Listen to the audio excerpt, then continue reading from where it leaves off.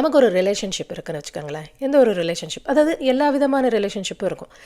Hi hello சொல்கிறதுல இருக்கும், ரொம்ப டீப்பு நல்லா க்ளோஸ் ஃப்ரெண்ட்ஸாக இருப்போம், உறவுகளாக இருப்போம். இது மாதிரி இருக்கும்போது எல்லா உறவுகளுக்கும் ஒரு ஆத்தென்டிசிட்டி ரொம்ப ரொம்ப முக்கியம்.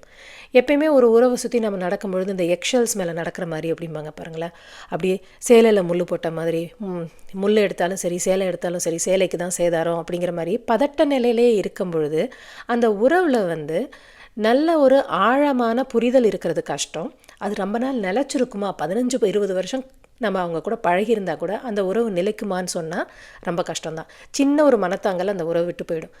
ஆனால் வளரும் பொழுதே, அந்த உறவு ஆரம்பிக்கும் பொழுதே குட்டி குட்டி சண்டைகள் போட்டு அதனால் புரிஞ்சுக்கிட்டு, நான் இதை தான் நினச்சி சொன்னேன் ஆனால் நீ இதை நினச்சி புரிஞ்சுக்கிட்ட அப்படின்னு ஒவ்வொரு தடவையும் அட்வர்சிட்டின்னு சொல்லுவாங்க. ஒவ்வொரு தடவையும் சின்ன சின்ன மனத்தாங்கல் வரும்பொழுது அதை நம்ம சரி பண்ணி அவங்க யார் நாம் யாருன்னு நல்லா புரிஞ்சுக்கிட்டோம்னா அதோட வேறு ரொம்ப ஸ்ட்ராங்காக இருக்கும்.